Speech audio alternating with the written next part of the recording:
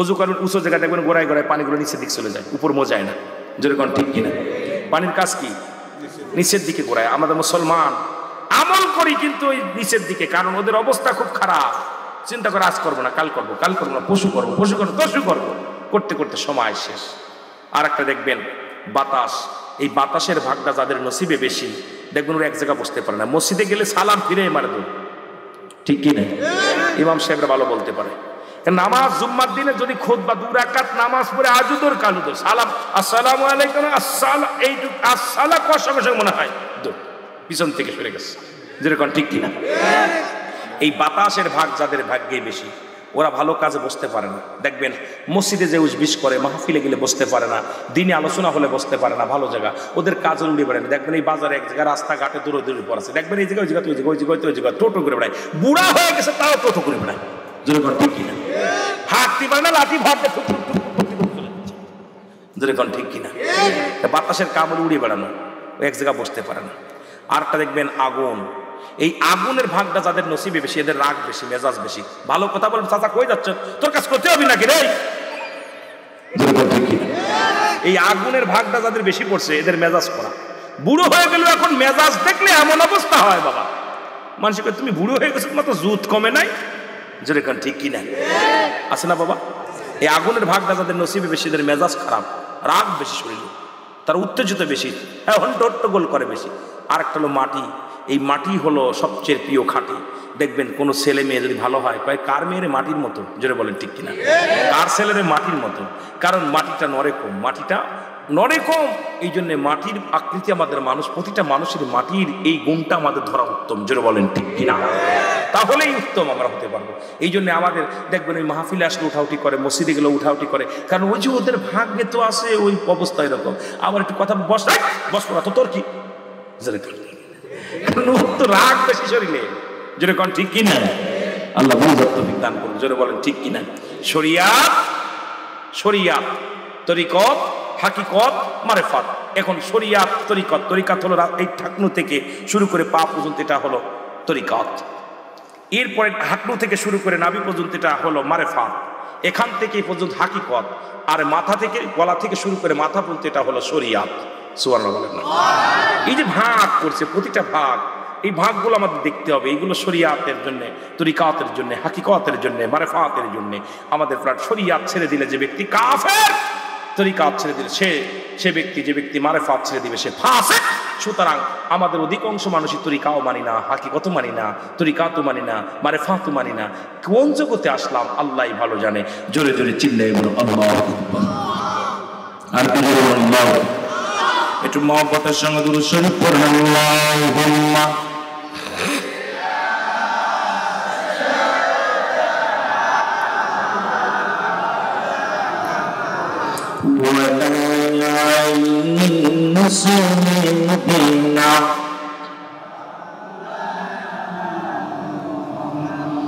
আমার ভাইরা, আমার বন্ধুরা, আমার এই ইমানের আলোচনার মধ্যে যাইতে যায় একটু সময় আমি একটু গল্প করে আসি আপনাদেরকে নিয়ে। মাইনুদ্দিন চিশতির এক মুরিদ, তৎকালীন জামানার মধ্যে মুসলমান, গভীর মনোযোগ শুনে নেন। যেহেতু আল্লাহর ওলিদের কথা বললাম, আল্লাহ বলে আলা সাবধান, আলা ইন্না উলিয়াল্লাহি, আল্লাহর তরফ থেকে যারা ওলি হয়, লা নাই খাউফুন শব্দের অর্থ হয় ওরা যদি অবস্থান করে তোমাদের উপরে জানুন, তাদের কোনো চিন্তা নাই, ভাবনা নাই। মেরকাত সরে মেরকাতের 10ম খণ্ড 722 নম্বর পৃষ্ঠা, তাফসীরুল বায়ান 5ম খণ্ড 524 নম্বর পৃষ্ঠা। রাসূল বলে আলা সাবধান, ইন্না নিচালা ইন্না উলিয়াল্লাহি, আল্লাহর তরফ থেকে যারা ওলি হয় নাই আমার, তাদের মৃত্যু নাই। জোরে জোরে চিল্লায়া বলা যাবে না আল্লাহু আকবার। আমার ভাইরা, আমার বন্ধুরা, আমার তৎকালীন রাসূলের 2টা নাম এখনো মক্কা মদিনার মানুষ ভালোবাসে। সেই নামটা হলো আব্দুর রহমান আর আব্দুল্লাহ। মারহাবা বলেন, আর একটু জোরে বলেন। মদিনার বুকে, মক্কা মদিনার ছেলেদের নাম বেশিরভাগই আব্দুল্লাহ। ছোট আব্দুল্লাহ, বড় আব্দুল্লাহ, মেজে আব্দুল্লাহ, সেজে আব্দুল্লাহ। দেখা যায় বাবার 10টা সন্তান, বেশিরভাগই সন্তানের নাম আব্দুল্লাহ, আব্দুর রহমান। এই দুটি নাম বেশি পছন্দ করে মক্কা মদিনার মানুষেরা। একজন ব্যক্তি তার 3টা সন্তান, 3 ছেলে, একটার নাম ছোট আব্দুল্লাহ, বড় আব্দুল্লাহ, মেজ আব্দুল্লাহ। জোরে বলো মারহাবা। কয়জন আব্দুল্লাহ? জোরে বলেন কয়জন আব্দুল্লাহ? 3 জন আব্দুল্লাহ। বাবা মৃত্যু শয্যায় সজ্জিত। বাবা ডাকতে বলেন, বুঝানোর জন্য কথাটা বলে যায়, আজকে কে কারে চিনবে বাবা শুনে নাও। আব্দুল্লাহর বাবা ডাকতে বলে, বাবা আব্দুল্লাহ তোমরা আসো, আমি মারা যাব, কিছুক্ষণ পরেই চলে যাব দুনিয়া থেকে। আমি তোমাদের কিছু ওসিয়াত করে যাই, তোমরা মনোযোগ দিয়া শুনবা। 3 সন্তান, 3 জন আব্দুল্লাহ বাবার পাশে এসে দাঁড়াইলেন। দাঁড়ানোর পর ডাকতে বলে, আমার ওয়ারের সূত্রে যত জমি জমা আছে এগুলো পাবে আমার আব্দুল্লাহ, এগুলো পাবে আমার আব্দুল্লাহ, আর এগুলোর একটা কিছু পাবে না আমার আব্দুল্লাহ। বলে সঙ্গে সঙ্গে ওটা দুনিয়া থেকে বিদায় হয়ে গেল। ইন্না লিল্লাহি ওয়া ইন্না ইলাইহি রাজিউন। কুল্লু নাফসিন, কষ্ট হচ্ছে আপনাদের? 3 আব্দুল্লাহ বাবা বলে গেলেন, বড় আব্দুল্লাহ পাবে, আব্দুল্লাহ পাবে, আব্দুল্লাহ পাবে, আব্দুল্লাহ পাবে না। 3 বার বলেই তিনি মারা গেলেন। 3 ছেলের ভিতরে হট্টগোল শুরু হয়ে গেল। 3 ভাই কয়, কে পাবে? আব্বা তো 2 জনের কথা বলছে, আব্দুল্লাহ পাবে, আব্দুল্লাহ পাবে, আব্দুল্লাহ পাবে না। এখন বড় আব্দুল্লাহ কয়, এই জমা জমির ভাগটা কে পাবে? আব্বা তো বলে গেছেন আব্দুল্লাহ পাবে। মেজ আব্দুল্লাহ বলে, আব্বা তো বলে গেলেন আব্দুল্লাহ পাবে, এখন কে পাবে? আমি পাবো না, বড়জন পাবে। ছোটজন আব্বা তো পাবে বলছে আব্দুল্লাহ পাবে, আব্দুল্লাহ পাবে না। এখন এই 3 জনের মধ্যে কেউ ফয়সালা দিতে পারে না যে 2 জন পাবে, ওয়ারের সূত্রে সম্পত্তির মালিক হবে 2 জন, একজন পাবে না। এটা নিয়ে বড় ঝামেলার মধ্যে পড়ে গেছে। মায়ের কাছে বলে, মায়ের সমাধান দিও তুমি। মা কবে, আমি দিতে পারবো না, যেহেতু তোর বাবা বলে গেছে আব্দুল্লাহ পাবে, আব্দুল্লাহ পাবে, আব্দুল্লাহ পাবে না। তো আব্বাই বলতে পারে কোন আব্দুল্লাহ পাবে, কোন আব্দুল্লাহ পাবে না। সুতরাং এই কথাগুলো আমি বলতে পারবো না বাবা। 3 আব্দুল্লাহ চলে গেলে রাস্তায় ঘুরে বেড়ায়, সমাধান দেবে কে? বাবার এই সম্পত্তির মালিক হব, এখন একজন তো পাবে না, 2 জন পাবে। বড় প্রেশানিত হয়ে গেলেন, শুধু রাস্তা দিয়ে ঘুরে আর রাস্তা দিয়ে ঘুরে। আল্লাহু আকবার বলে। হঠাৎ করে বাদান দিয়ে একজন লোক এসে বলে, প্রতীক শোনো। মারহাবা বলেন, আর একটু জোরে বলেন মারহাবা। একটু শোনো। বলে কি? বলে তুমি কি আমার একটা উটনি দেখছো নি? একটা উট হারিয়ে গেছে, আমার উটনি হারিয়ে গেছে। উটনি যেটা বলে মহিলারে বলে উটনি, আর উট, একটা উটনি হারিয়ে গেছে, আমি খুঁজতেছি। তোমরা 3 ভাই দেখছো নি? তোমরা 3 জন দেখছো নি? বড় আব্দুল্লাহ বলে, আপনার উটনি কানা? বলে হ্যাঁ কানা। একটা চোখ কানা? বলে হ্যাঁ একটা চোখ কানা। জোরে জোরে চিল্লায় বলেন মারহাবা। কয়টা চোখ কানা? একটা চোখ কানা। মেজো আব্দুল্লাহ বলে, ভাই আপনার উট কি খুড়া? বলে হ্যাঁ আমার উট খুড়া। বলে 3টে পা? কয় আপনার উট কি খুড়া? বলে হ্যাঁ আপনার উট, আমার উট খুড়া। একটা পা নাই, খুড়া 3টি পা আছে। ছোট আব্দুল্লাহ বলে, ভাই আপনার উটের কি লেজ নাই, লেজ কাটা? বলে হ্যাঁ আমার উটের লেজ কাটা। আল্লাহু আকবার। 3 ভাই একদম হুবহু প্রমাণ দিয়ে দিলেন। এখন মালিক বলে, 3 জন বলো, তোমরা 3 জনই যা বলছো, আমার উটের একটা চোখ নাই, আমার উটের একটা পা নাই, আমার উটের লেজ নাই। এখন এই উটটাই তো আমার উটনি, কোথায় দেখছো? তাড়াতাড়ি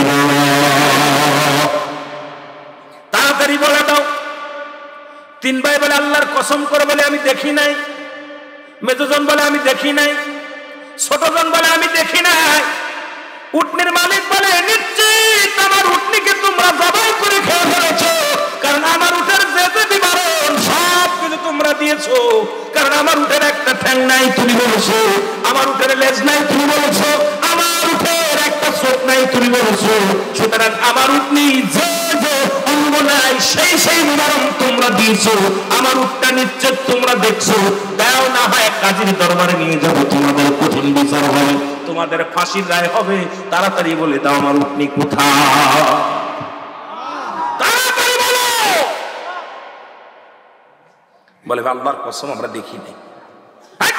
দেখিস না এটা বললি কেমন করে? চলো। তিন ভাইরে ধরে নিয়ে গেছে কাজীর দরবারে। কার দরবারে? কাজীর দরবারে চলে গেল তিন ভাইকে নিয়ে। তিন ভাইকে নিয়ে কাজীর দরবারে পেশ করলেন। কাজী সাহেব, ও কাজী সাহেব, এই তিন ভাই আমার উঠের বিবরণ দিছে, দেশে আমার উঠের চিনাক্ত যেগুলো সব বিবরণ ঠিক দিছে, নিশ্চিত আমার উটনি এরা তিন ভাই জবাই করে খেয়েছে। তাড়াতাড়ি বলতে বলেন আমার উটনি কোথায়, তাড়াতাড়ি বলে দেন, একটা বিচার করেন। কাজী বলে বাবা, ও বাবা শোনো, তোমরা ওর উট দেখছো নি? আল্লাহর কসম করে বলছি আমি উট দেখিনি। কয় উট না দেখলে উনি যে বিবরণ দিলেন তুমি কেমনে দিলা? বলো হুজুর আমি আন্দাজের পর বলেছি। কয় কেন আন্দাজের পর বলো না? কয় হুজুর আসতেছিলাম দেখি এত সুন্দর ঘাস, রাস্তার পাশে সুন্দর ঘাস, এক পাশের ঘাস খাও আর এক পাশের ঘাস খাই নাই। আমরা বুঝতে পারলাম নিশ্চিত কোন কানা প্রাণী, কানা পশুতি খাইছে, কারণ এক চোখ দিয়ে এক পাশ চোখ দিয়েছে, যে পাশ দিয়ে দেখছে সেই পাশের ঘাস খাইছে, আর যে পাশ দেখতে পারে নাই সেই পাশের ঘাস খাই নাই। সুতরাং আপনার উট নিয়ে আমি আন্দাজের পর বলেছি, ওই ঘাস দেখে বলেছি নিশ্চিত ওই উটের একটা চোখ নাই, না বলে দুই পাশের ঘাস তোই খেয়ে ফেলবে, এক পাশের ঘাস খেয়েছে। সুতরাং ওই উটটা আমি আন্দাজের পর বলেছি উটের একটা চোখ নাই। কাজী কয় সাবাস, ঘাস খাওয়া দেখে বলে দিছো? আন্দাজের পর বলছি, মানলাম। মেজন্দা বলে তুমি বলো তুমি কিসের পর বললে? তুমি তার একটা উঠের একটা ঠ্যাং নাই, তুমি কেমনে বললে? বলে হুজুর আসতেছিলাম বালুচর দিয়ে দেখি তিনটা পায়ের সাপ লেগে আছে, চারটা পায়ের সাপ নাই। ওই ঘাস খেয়ে আসতেছিল, আমরা দেখলাম তিনটা পায়ের দাগ রয়েছে মাটির মধ্যে, কিন্তু চারটা পায়ের দাগ নাই। এ দ্বারা বুঝতে পারলাম যে প্রাণীটা ঘাস খাইছে ওর তিনটা পা আছে, চারটা পা নাই। ওই আন্দাজের পর বলেছি তিনটা পা, কারণ চারটা পায়ের দাগ দেখি নাই, একটা পা কম। ওই তিনটা পায়ের সব দেখে বলেছি নিশ্চিত যে প্রাণী ঘাস গুলো খেয়েছে সেই প্রাণীর তিনটা পা, একটা পা নাই। কাজী কয় সাবাস, কত বুদ্ধি আছে। আব্দুল্লাহ বলে তুমি বলো কিসের পর বললা, কিসের পর আন্দাজ করে বললা উটের লেজ নাই? হুজুর দেখলাম কয়েক জায়গা লেটেছে, পায়খানা করেছে, ওর যদি লেজ থাকতো লেজ দিয়ে বাড়ি মারলে পায়খানাটা ভেঙে যেত, পায়খানাটা ছাড়াই যেত। যে জায়গা লেগেছে ঠিক সেই জায়গায় পড়েছে, একটু ভাঙ্গে নাই, একটু কোনো নষ্ট হয় নাই, লেজটা একই জায়গা পড়েছে। ইয়া দ্বারা বুঝতে পারলাম উটটার মনে হয় লেজ নাই, যদি লেজ থাকতো তাহলে লেজে না আমার তো পায়খানা ভেঙে যেত, যেহেতু পায়খানাটা ভাঙ্গে নাই এই জন্য আস্ত পায়খানা দেখলাম। আস্ত ওইটা দেখার কারণে আমি মনে মনে চিন্তা করলাম নিশ্চিত উঠের কোনো লেজ নাই, লেজ থাকলে তো পায়খানাটা এইরকম নষ্ট হয়ে যেত, ভালো থাকতো না, ভেঙে গুড়া গুড়া হয়ে যেত। এইটা দেখে আমি অনুমান করেছি উটের মনে হয় লেজ নাই। কাজী কয় তোদের মধ্যে এত জ্ঞানী মানুষই তো আমার দরকার। আমি এতদিন রাজ্য পরিচালনা করি, এত জ্ঞানী মানুষ আমার নজরে পড়ে নাই। তোরা তিন ভাই আমার রাজ্যে থাকবি, আর যা যা বলছে তো অনুমান করে বলছে, যাও তোমার খুঁজে বেড়াও। লোকটা চলে গেছে। তিনজনরে বলতেছে আমার এই রাজ্য দেখাশোনার দায়িত্ব আমি তোমাদের দিতে চাই, কারণ তোমাদের মতো এরকম জ্ঞানী মানুষ থাকলে আমি জীবনে আমার কেউ পরাজয় করতে পারবে না। তোমরা যেভাবে জ্ঞান খাটায় কথা বলো, আন্দাজের পর যা যা বলছো তাই হয়ে গেছে, সুতরাং তোমাদের আমার দরকার। আব্দুল্লাহ বলে শোনেন, আমরা আপনার রাজ্যে থাকতে আসি না, আমরা একটা বিপদে পড়ে বাইর হয়েছি, বিপদে পড়ে বাইর হয়েছি। আমার বড় ভাইয়ের নাম আব্দুল্লাহ, আমার ছোট ভাইয়ের নাম আব্দুল্লাহ, আমার নাম আব্দুল্লাহ। আল্লাহু আকবার বলেন না। তিন ভাইয়ের নাম আব্দুল্লাহ। আমার আব্বা জান মরণের সময় তিন ভাইকে ডাকলেন, কোথায় রে আব্দুল্লাহ রায়? ডাকতে বললেন আব্দুল্লাহ এই জমির ভাগ পাবে আব্দুল্লাহ, জমির ভাগ পাবে আব্দুল্লাহ। আমার ওয়ারিস সূত্রের জমি জমার সম্পদ পাবে আব্দুল্লাহ। আব্দুল্লাহ পাবে না, দুইবার বলছে পাবে, একবার বলছে পাবে না। এখন তিন ভাইয়ের মধ্যে আমাদের ঝামেলা বাজছে, কে পাবে না, কোন দুইজন পাবে, এটা নিয়ে ঝামেলার মধ্যে আছি। এটা সংশোধনের জন্য, এটা একটা পরামর্শের জন্য, এটা একটা সুরার জন্য আমরা ঘর থেকে বাইরে হয়েছি, কোনো মানুষ পাই না, কারোর কাছ থেকে সমাধান পাই নাই, বড় কষ্টের মধ্যে আছি। কাজী কয় রে বাবা, এ তো বিশাল বড় বিপদের মধ্যে তোমরা আছো, জোরে জোরে বলো এ তো সেই উটের চাইতো ভেজাল। এর সমাধান কি দিবে? তবে থাকো বাবা, দেখা যাক তোমাদের সমাধান দিয়ে দিব। তবে আজকের দিনটা থাকো, আগামীকাল সমাধান দিব। রাতের বেলা বললেন আমি তোমাদের মেহমানদারি করাতে চাই। মেহমানদারি করাইলেন, আল্লাহু আকবার বলো, মেহমানদারি করাইলেন। এ যুবক বন্ধুরা শোনো, গোস্ত রান্না করে আনলেন এক পাতিলে, অনেকগুলো রুটি বানায় আনলেন, দিয়া দিলেন। এটা দিলেন কাজী সাহেব, দিয়ে পাঠাইলেন খাবারের জন্য। বড় আব্দুল্লাহ কয় খবরদার গোস্ত খাস না, এটা সাধারণ গোস্ত না, এটা উটের গোস্ত না, বকরির গোস্ত না, এটা হলো কুকুরের গোস্ত। জোরে জোরে বলো আল্লাহু আকবার। বড় আব্দুল্লাহ বলে এটা নিশ্চিত কুকুরের গোস্ত, এটা খাওয়া যাবে না। কিসের গোস্ত? জোরে বলেন কিসের গোস্ত? কুকুরের গোস্ত, এটা খাওয়া যাবে না। মেজো আব্দুল্লাহ বলেন এই রুটি যিনি বানাইছে সে নিশ্চিত একটা গর্ভবতী মহিলা, এই রুটিগুলো যিনি বানিয়ে দিয়েছে তিনি গর্ভবতী মহিলা। জোরে বলেন আল্লাহু আকবার। ছোট আব্দুল্লাহ বলে নিশ্চিত এই খাবারগুলো যিনি দিছে সে সাধারণ মানুষ না, সে যারও সন্তান। নাউজুবিল্লাহ বলেন। আমাদের যে খাবার দিছে এটা অবৈধ সন্তান। এই তিনটা কথা বসে রয়েছেন। কাজী এসে দেখে খানা খাই নাই, তিন ভাই বসে আছে। ডাকতে বলে তোমরা খানা খাওনি কেন? বলে হুজুর আপনি বলেন, আপনি কাজী আপনি বলেন এই গোস্তটা কোন কি পশুর, এটা কুকুরের গোস্ত কি না? বল বাবা আমি বলতে পারি না এটা কুকুরের গোস্ত কি না, আমি ভিতর থেকে জানতে হবে। মেজজন বলেন।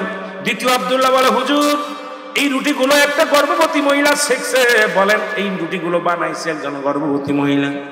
কয়েকটা আমি বলতে পারি না। ছোট আব্দুল্লাহ বলে। তৃতীয় নাম্বার আব্দুল্লাহ বলে হুজুর এই খাবার আমাদেরকে যিনি দিচ্ছেন সে নিশ্চিত একজন অবৈধ সন্তান। জোরে জোরে চিল্লায়ে বলা যাবে না আল্লাহু আকবার। কাজী মনে মনে খুব রাখছে, খাবার দিছি আমি, আমারে কয় অবৈধ সন্তান, কত বড় বেয়াদব। দাঁড়াও, তোমাদের কথা যদি ঠিক হয়, কারণ তোমরা উটের বিবরণ দিছো ঠিক হয়েছে, দাঁড়াও। এই জন্য আগে তোমাদের সমাধান দিব না। তোমাদের এই তিনটা কথা যদি সঠিক হয় তাহলে তোমরা যেটা বলবা মেনে নিব, আর যদি মিথ্যা হয় তিন ভাইয়ের গর্দান থাকবে না। তিনটা ভাইয়ের গর্দান কাটা বলে না। তিন ভাইকে রেখে দিলেন, চলে গেলেন ভিতর বাড়িতে। যা ডাকতে যিনি পাকানি, যিনি পাকাইলেন রান্না করেছেন তাকে জিগায়, এ পাকানি শোনো, বাবরচি সাহেব শোনো, কিসের গোস্ত পাকাইছে? বলে হুজুর গরুর, আপনি গরুর গোস্ত রান্না করে দিতে বলেছেন। যা দেখি কোনো গোস্ত নাই, উটের গোস্ত নাই, বকরির গোস্ত নাই, দুম্বার গোস্ত নাই। নিরুপায় হয়ে যেহেতু আপনার হুকুম তালিম করতে হবে, আপনার হুকুম যদি অমান্য করি আমি বিপদে পড়ে যাব। আপনার পালা যে কুত্তাটা ছিল ওই কুত্তাটা জব করে বুনে দিছি। কুকুরটা জব করে দিছি, জবাই করে গোস্ত রান্না করে দিছি। কোনো কথা না বলে কাজী সাহেব চলে গেলেন। কোথায়? দ্বিতীয় মহিলার কাছে চলে গেলেন। কয় রুটিগুলো কে বানাইছে বলো? দেখি এক 9 মাসে গর্ভবতী এক মহিলা। কেন রুটিগুলো শেখছে? ও মুসলমান শুনে নাও। বলে রুটিগুলো কে বানাইছে? বলে আমাদের দাসী অমুক গর্ভবতী মহিলা এই রুটিগুলো বানাইছে। চলে গেলেন।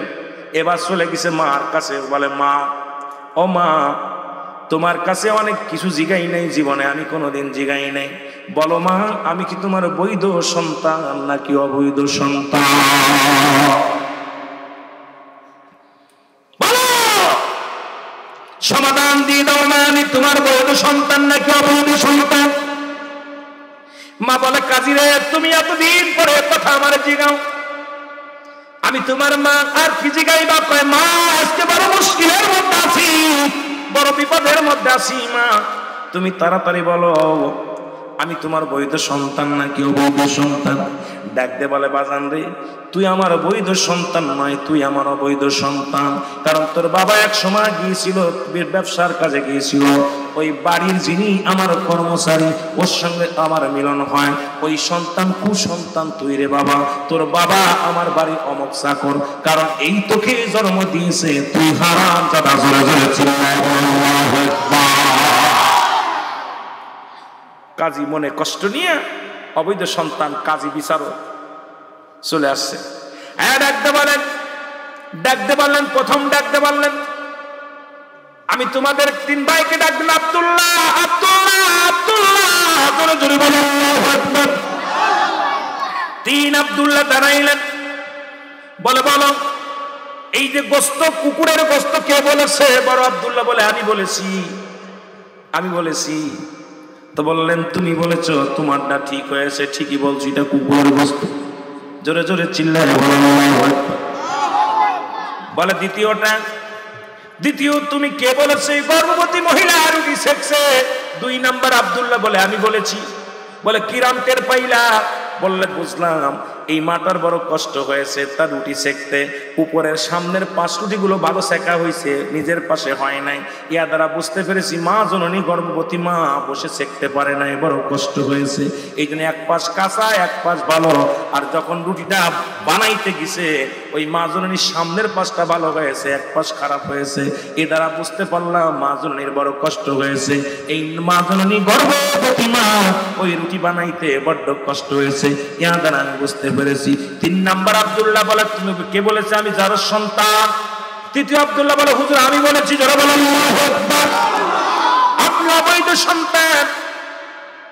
ডাকতে বললেন এবার তোমরা 3 জনই যেটা বলেছো 3টাই সঠিক। প্রথম আব্দুল্লাহ বলেছো কুকুরের গোস্ত, সঠিক বলেছো কুকুরের গোস্ত, প্রমাণ পেয়েছি আমি। দ্বিতীয় হলো গর্ভবতী মহিলা রুটি বানাইছি, এটাও সঠিক বলেছো। আর আমি যে অবৈধ সন্তান এটাও তুমি ঠিকই বলেছো। সুতরাং তোমাদের ভিতরে 2 আব্দুল্লাহ জমি পাবে, তোমার জমি পাবে। নাম্বার 1 হলো বড় আব্দুল্লাহ তোমার বাবা মায়ের সম্পদ তুমি ভাগ পাবে। দ্বিতীয় আব্দুল্লাহ বললেন তুমি তোমার বাবা মায়ের সংসার সব সম্পদ পাবা। তৃতীয় আব্দুল্লাহ বললেন আব্দুল্লাহ তুমিও আমার মতো অবৈধ সন্তান, সুতরাং তুমি সম্পত্তি ভাগ পাবে না। আল্লাহু আকবার বলেন না। তুমি আমার মতো অবৈধ সন্তান, তুমি তোমার চিনেছো। আব্দুল্লাহ 3 জনের ভিতর খুব মনটা মলিন, বাড়ি চলে গেলেন। বাড়ি যে মাকে জিজ্ঞেসছে মা ও মা সত্যি করে বলো আমি তোমার বৈধ সন্তান নাকি অবৈধ সন্তান? মা বলে বাবারে তুই আজকে অনেকদিন লুকাইছিলাম, কথাটা না বলেছিলাম। যখনই তুই বাড়ি থেকে তোরা 3 ভাই চলে গেলি তখনই বলবো মনে ছিল, কিন্তু বলতে পারি নাই। বাবা শোন, তোর বাবা একজন ধার্মিক মানুষ ছিল, নামাজি ব্যক্তি ছিল, ফরজগার ব্যক্তি ছিল। একদিন সালাত আদায় করে মসজিদের থেকে বাড়ির পথে ফিরতেছিলেন, তুই রাস্তার মধ্যে পড়া অবস্থায় পড়েছিলি। তোর আব্বা জান তোকে তুলে নিয়ে আসে আমার হাতে দিয়েছিল, হাতে দিয়ে সেই থেকে তোরে লালন পালন করেছি রে বাবা। বাবা তোর বাবা মায়ের পরিচয় আমি জানি না, তবে তোর নামটাও আমি আব্দুল্লাহ রেখেছি, কারণ তোর বাবা আর আমার স্বামী এবং আমি দুজনেই মিলে আমার কলিজার 2টি সন্তান তাদের নাম রেখেছি আব্দুল্লাহ, তোর নাম রেখেছি আব্দুল্লাহ। সুতরাং বাবারে তুই তো অবৈধ কি বৈধ আমি বলতে পারি না, কারণ তোরে আমি লালন পালন করেছি, পালিত সন্তান। জোরে জোরে চিল্লাইয়া বলা যাবেন আল্লাহু আকবার। জিকির করেন সুবহানাল্লাহ।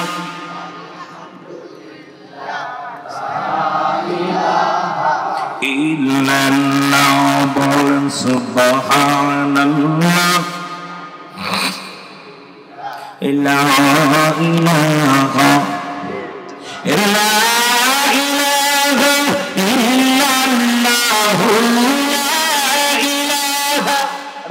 ফোন করে দিয়ে দেবে।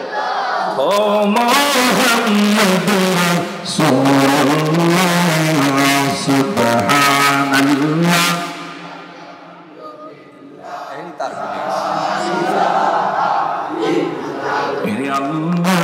আল্লাহ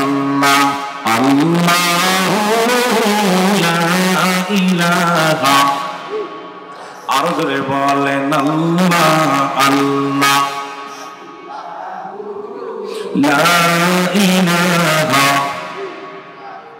গুনাহগারের বোঝরে অনবি দেখিলে তোমায় গুনাহগারের বোঝরে অনবি দেখিলে তোমায় ওরে এক নজরে দেন গো দেখা কে দেন গো দেখা কাঁদে গুনাহগার নবীজি আল্লাহ আল্লাহ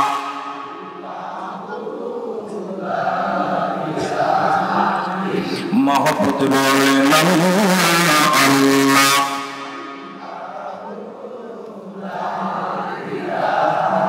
দেখাইতে তার নামের জ্যোতি ও আল্লাহ পাঠাই দুনিয়া জননী কান্দেন হইয়া কামছেন নবী আমার উম্মতের মা আয় নবীজি আল্লাহ আল্লাহ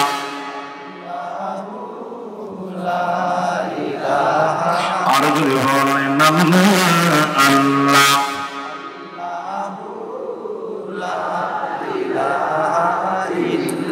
বাবার একটু জিকির ধরে করা যাবে না বলেন আল্লাহ আল্লাহ আল্লাহ লা ইলাহা ওরে দেখলে সবই পাগল হবি তোরা দেখলে সবই ওরে চেহারায় আনোয়ার নবীজি আল্লাহ আল্লাহ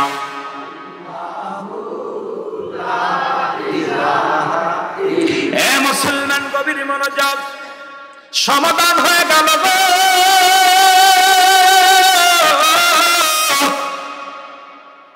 ও মুসলমান গভীর মনোযোগ এই জন্য ইমানি আলোচনায় যেতেছিলাম আমার বলেন লা ইলাহা ইল্লাল্লাহ মুহাম্মাদুর রাসূলুল্লাহ সাল্লাল্লাহু আলাইহি ওয়াসাল্লাম এই কালেমা পড়লেন হযরত বেলাল মারহাবা বলুন লম্বা নয় বাবা ইমানের কথা বলতে যাগো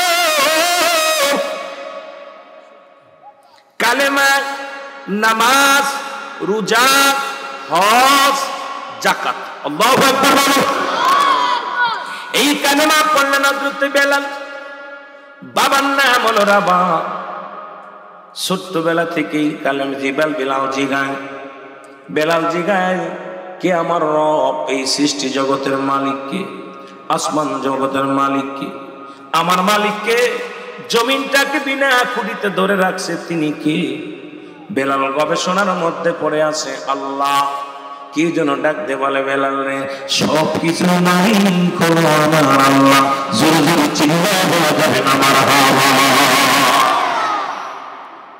বেলালের অনেক লম্বা আলোচনা গো মুসলমান বেলালকে বিক্রি করে দিলেন ওমর কাছে জোরে বল আল্লাহু আকবার বেলালের বাবা রাবা ছিলেন তৎকালীন জামানায় একজন কৃষক তৎকালীন জামানায় ভালো একজন কৃষক ফসল বুনতেন ফসল লাগাইতেন ফসল কাটতেন সুন্দর একজন কৃষক ছিলেন বেলালের বাবা বিক্রি করে দিলেন বেলাল বকরি চড়ায় বেলাল মেষ চড়ায় বেলাল মুসলমান শুনে নাও বেলাল শুধু কান্দে আর কয় আল্লাহ এই সব কিছুর মালিক আমি তুমি আল্লাহ কারণ হায়াত মৌতের মালিকও তুমি আল্লাহ আমার মালিকও তুমি আল্লাহ তুমি ছাড়া কিছু নাই সব কিছুর মালিক তুমি লা ইলাহা ইল্লাল্লাহ সাল্লাল্লাহু আলাইহি ওয়াসাল্লাম ওমরের কাছে খবর আসলো ওমাইয়া রে তোমার কিনা গোলাম কি জন্য কবিতা আবৃত্তি করো আমাদের বকরিগুলো খানা খায় না, লোকগুলো খানা খায় না। সবাই তাকায় থাকে, শুধু বেলালের মুখের দিকে তাকায় থাকে। অথচ বেলালের বকরিগুলো পাথর চিটি চিটি খায়। বেলালের বকরির চেহারাগুলো ভালো হয়ে গেছে, তাজা হয়ে গেছে। কারণ বেলালের পশুগুলো, বেলাল যেগুলো পালন করেন, একটা প্রাণী বেলালকে বিরক্ত করে না। শুধু এই মাটি মরুভূমির প্রান্তরে পাথরের মধ্যে চাটা দেয়, আর সঙ্গে সঙ্গে পেটটা ভরে যায়। জোরে জোরে বলো মারহাবা। ওমায়া ডাকতে বলে, বেলাল, ও বেলাল শোনো, তোমার মালিক কে? আমার মালিক আল্লাহ। তোমার খাওয়াই কে? তোমার আমার আল্লাহ। তোমার বাসায় রাখছে কে? আমার আল্লাহ। সব কিছুর মালিক কে? আর একটু জোরে বলো, আল্লাহ। বলেন, আরে বেলাল না, তোমার মালিক আমি, তোমাকে করাই করেছি আমি, এই জমিনের মালিক আমি, তোমার মালিক আমি, খাওয়ানোর মালিক আমি, পড়ানোর মালিক আমি, সুতরাং দ্বিতীয় কোনো মালিক নাই। বেলাল বলে, না, আমার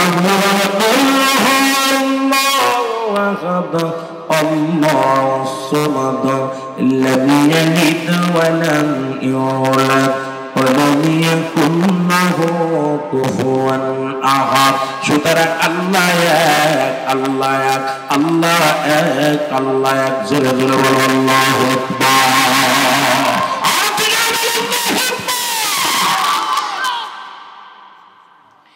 ও মায়া বলে, বেলাল রে, ও বেলাল,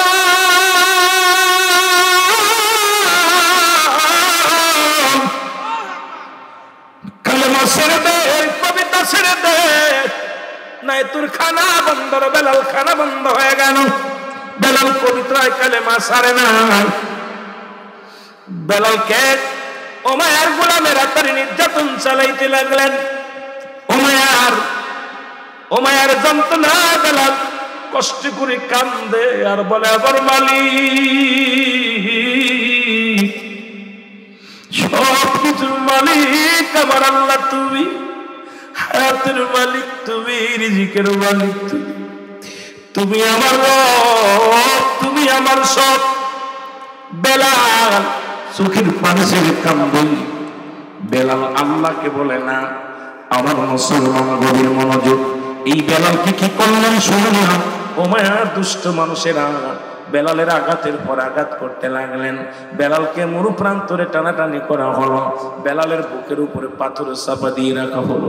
বেলাল শুধু কান্দে, আহাত আহাত বলে কান্দে, আর চোখের পানি ছেড়ে বলে, কালে মার মালাটা পড়ছি আমি, যত পরজন ত্রণা দাও গো তুমি, বলো যত পরজন ত্রণা।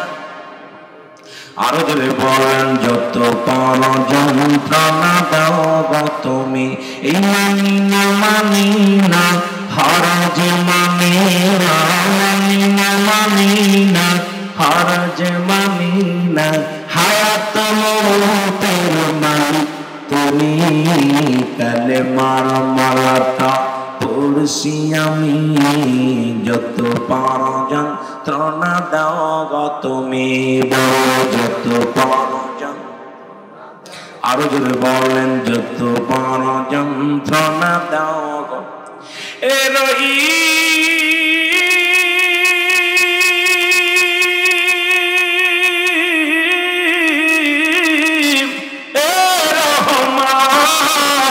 আমার জীবনের মালিক তুমি, বলো আমার জীবনের মালিক।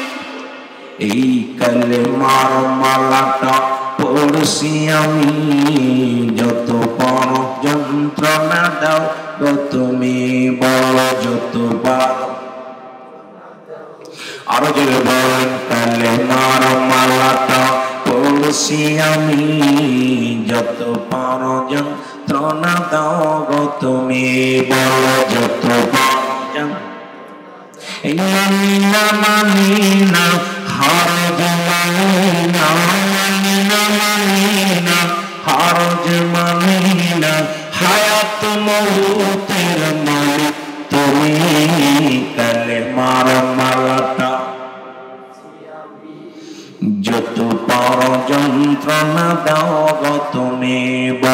যতবা। এ মুসলমান গভীর মনোযোগ, বেলাল চোখের পানি ছেড়ে কান্দে।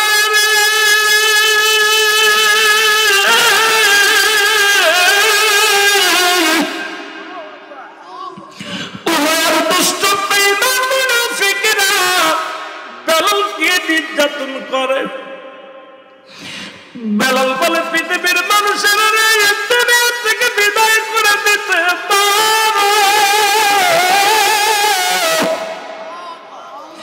আমি বেলালের জীবন থেকে একটা সেকেন্ডের জন্য কালেমা সরাইতে পারব না। বেলাল কান্দার কয় মালিক,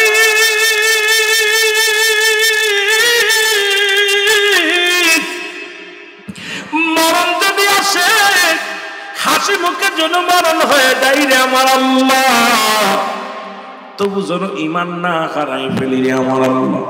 চোখের পানিগুলো ফেলায় ফেলায় কান্দে হযরত বেলাল। উমাইয়ার হুকুম হলো, যতক্ষণ পর্যন্ত বেলাল কালেমা না ছাড়ে প্রহার করো। বেলালের হাতে পায়ে রশি দিয়ে বেঁধে রাখছেন বেলালকে। আসতেছিলেন হযরত আবু বকর সিদ্দিক রাদিয়াল্লাহু তাআলা আনহু। উনি কিছু দিনারের বিনিময় অমুসলমান হযরত আবু বকর রাদিয়াল্লাহু তাআলা আনহু ক্রয় করলেন। লম্বা ইতিহাসটা মুসলমান। বেলালের বুকের উপর থেকে পাথরখানা যখন সরাই দিল, বেলাল একটা চিৎকার মেরে বলে, আহাদ লা ইলাহা ইল্লাল্লাহ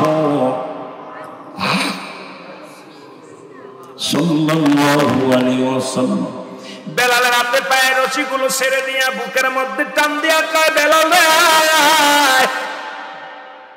ও বেলাল,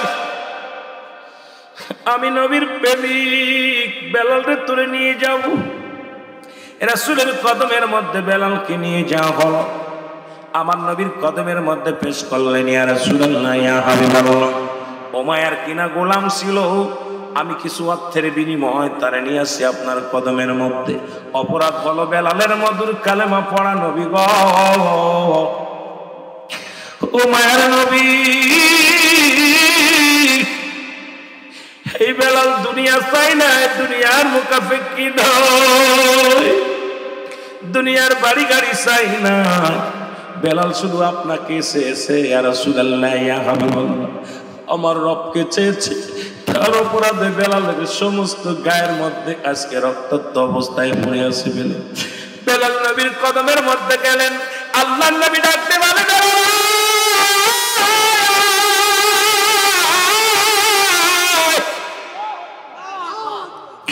বেলালকে নবী রহমতের নবী বুকের মধ্যে নিয়ে বলে, আজ থেকে আমি নবীর কদমের মধ্যে তোর জায়গা করে দিলাম। বেলাল পড়ে নে কালেমা লা ইলাহা ইল্লাল্লাহু মুহাম্মাদুর রাসূলুল্লাহ সাল্লাল্লাহু আলাইহি ওয়াসাল্লাম।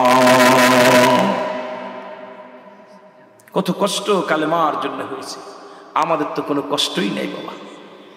মুসলমানের গর্বে জন্ম নিয়েছি, কালেমা পড়েছি। বেলাল নবীর কদমের মধ্যে জায়গা হয়ে গেল।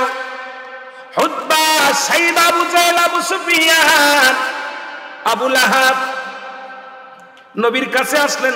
আব্দুল্লাহর বেটা মুহাম্মদ কি কালেমার দাওয়াত দেয়। দলে দলে মানুষ কালেমা পড়ে মুসলমান হয়ে যায়। নবীর কদমের মধ্যে আসলেন। এসে দেখে বেলাল রাসূলুল্লাহর বাম পাশে বসে আছে। সুবহানাল্লাহ বলেন না? নবী আজকে যেমন আমাদের মেম্বার সাহেব, চেয়ারম্যান সাহেব একই কাতারে বসে আছে, এরকম বেলাল নবীর পাশে বসে আছে।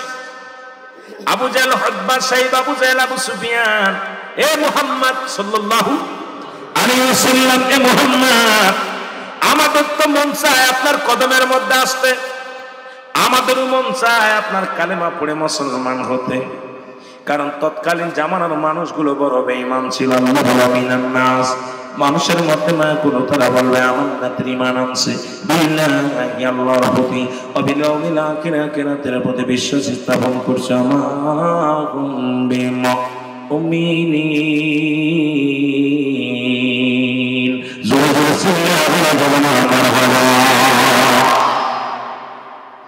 আল্লাহ রাখতে বলে হাবিব আপনার কদমের মধ্যে একদম বেঈমানের দলের দল, তারা বলবে ইমানদার মুত্তাকিন, জোরে বলেন ঠিক কি না? আমার মুসলমান বাবারা, তারা বলবে হাবিব আপনার কদমের মধ্যে আছি আমরা, আপনার দলের লোক, আমরা মুমিন হয়েছি, মুত্তাকিন হয়েছি, মুমিন হয়ে গেছি। আল্লাহ বলে হাবিব রে ওরা মুমিন নয়, মুত্তাকিন নয়, আপনার লগে একটা আছে তো আপনার সঙ্গে বেঈমানি করার জন্য আছে, ওই সমস্ত ধোঁকাবাজ বেঈমানদের জন্য আমি রেখে দিলাম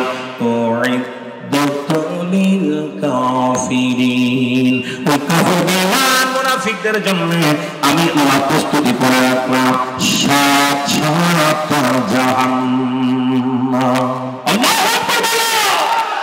আর একটু জোরে বলো আল্লাহু আকবার।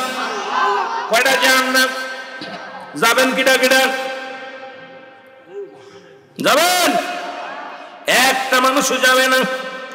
এ মুসলমান, বারুইয়া এলাকার মানুষগুলো অত্যন্ত চালাক, কয় হুজুর জাহান্নামে যাইব যদি তবে জান্নাতের বাগানে বসলাম কেন, ঠিক কি না?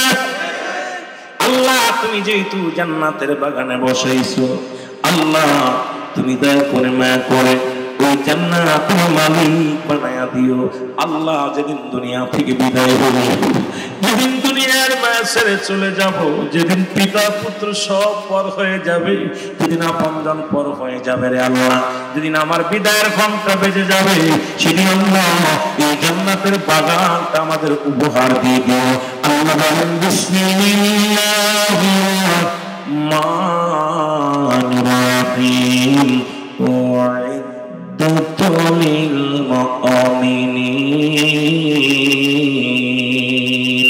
আল্লাহ বলেন মুত্তাকিন যারা হবে তাদের জন্য প্রস্তুতি করা আছে আটটা জান্নাত, জোরে জোরে বলো মারহাবা। কয়টা জান্নাত? কয়টা জান্নাত? এমনি মাটির মধ্যে বসে আছেন লাভের জন্য, লসের জন্য নয়। আজকে যারা জান্নাতের বাগানে বসে আছেন অত্যন্ত লাভবান মানুষ, অত্যন্ত জ্ঞানী মানুষ, কারণ জান্নাতের বাগানে জাহান্নামীরা আসতে পারে না। জান্নাতীদের জন্য প্রস্তুতি করে রাখছে আমার আল্লাহ, একটা নয় দুটি নয়, আটটা জান্নাত, জোরে বলা যাবে না মারহাবা। জাহান্নামীদের জন্য তৈরি করে রাখছে আমার আল্লাহ সাতটা জান্নাত। ও আমার আল্লাহ, যেহেতু তুমি আমাদের জন্য আটটা জান্নাত খুলে রাখছো গো আল্লাহ, তুমি যে কোনো একটা জান্নাতের মধ্যে আমাদের দিয়ে দিও তোমার হাবিবের ইজ্জতের খাতিরে গো আল্লাহ, এই মাহফিলের ইজ্জতের খাতিরে, আজকের এই মাহফিলের খাতিরে আল্লাহ, তুমি যদি আমাদের না দাও পৃথিবীর মধ্যে কাউকে কৈফিয়ত দিতে হবে না গো। যদি পৃথিবীর মধ্যে তুমি জাহান্নামে দাও তোমার লস হবে না, লাভ হবে না। তোমার হাবিবের ইজ্জতের খাতিরে, মাহফিলের খাতিরে আজকে যারা এই ময়দানে বসেছি আমাদের তুমি জান্নাত দিয়ে দিও, জোরে জোরে বলো আল্লাহু আকবার। আহা, জান্নাতীদের জন্য আটটা জান্নাত খুলে রাখছে আল্লাহ, জাহান্নামীদের জন্য সাতটা জাহান্নাম খুলে রাখছে। সব ফয়সালা করে দিয়েছে, জাহান্নামীরা কোথায় যাবে, জান্নাতীরা কোথায় যাবে, ফয়সালা দিয়েছে ভালো ব্যক্তির জন্য। আমার ভাইরা, আমার বন্ধুরা,